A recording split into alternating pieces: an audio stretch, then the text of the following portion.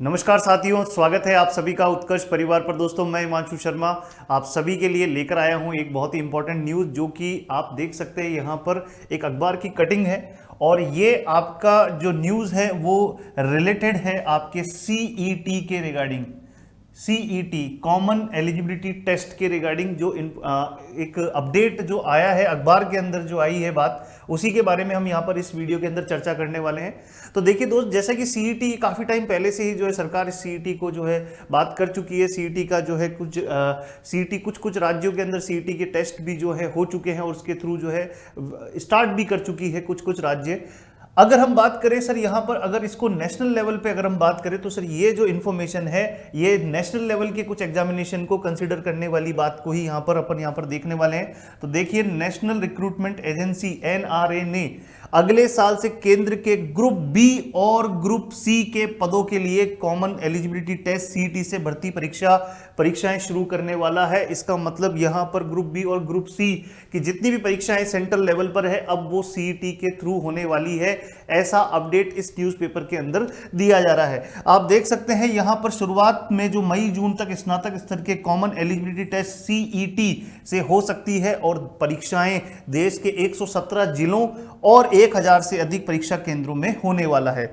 यहां पर अगर हम बात करें तो सर सीईटी के अंदर जो आपके कौन कौन से एग्जाम आपके कंसिडर होने वाले हैं, तो यहां पर सबसे पहले तो आपको बता दें कि सीईटी का जो स्कोर है वो 3 साल के लिए वैलिड रहने वाला है। और ये एग्जाम हर साल कितनी बार होने वाला है? 2 बार होने वाला है। तो यदि आपने सीईटी का एग्जाम दिया है और अगर आपका स्कोर अच्छा है और अगर आप वहां पर देखते हैं तो 3 साल तक वो आपका स्कोर वैलिड रहेगा। अगर आपको लगता है कि स्कोर को आप अपडेट कर सकते हैं तो हर साल वो एग्जाम कितनी बार होने वाला है? 2 बार होने वाला है। बात करें यहां पर कि सर अभी तक ये परीक्षाएं सर्विस सिलेक्शन, मतलब कि कौन कौन सी परीक्षाएं अब सीईटी के थ्रू होने वाली है। जो पहले एनआरए जो जिन्होंने अपडेट किया कि ये परीक्षाएं पहले सर्विस सिलेक्शन कमीशन करवाता था, railway recruitment board, institute of banking personal selection जैसी अलग अलग एजेंसियां द्वारा करवाई जाती थी। अब ये परीक्षा जो है वो सीईटी के अंतर्गत होने वाली है। इसका मतलब हम यहां पर बोल सकते हैं कि रेलवे की जितनी भी वैकेंसीज अटकी हुई है वो सीईटी के थ्रू होने की संभावना है। साथ ही साथ में एसएससी जीडी का जो एग्जाम है, एसएससी जीडी का एग्जाम, तो अगर हम देखें एसएससी के कैलेंडर को तो जीडी का जो एग्जाम है, ये मान सकते हैं कि एसएससी जीडी का जो एग्जाम है एसएससी के कैलेंडर में ये अंतिम बार है। अब आगे से ये जीडी का एग्जाम इस सीईटी के थ्रू होने की संभावना है। और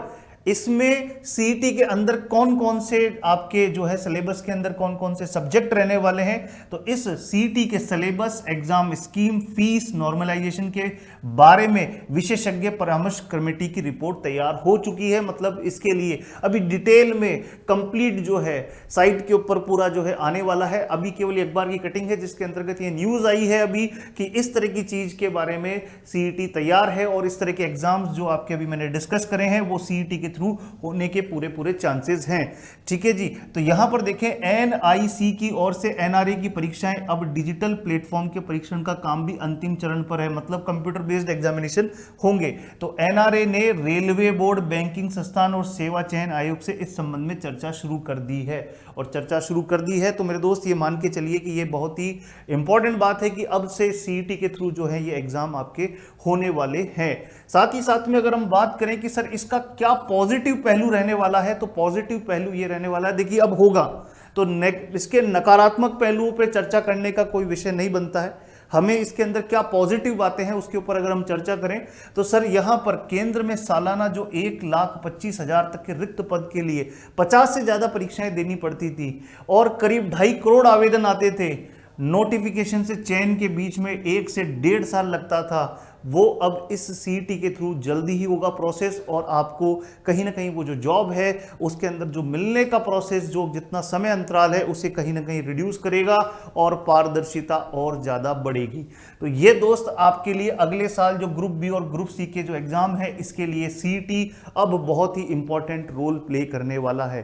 साथ ही साथ में अगर हम बात करें तो सर जो सिलेबस रहने वाला है वो लगभग आप मान के चलिए मैथ्स रीजनिंग ये जो चीजें हैं आपकी सीईटी में आने वाली हैं।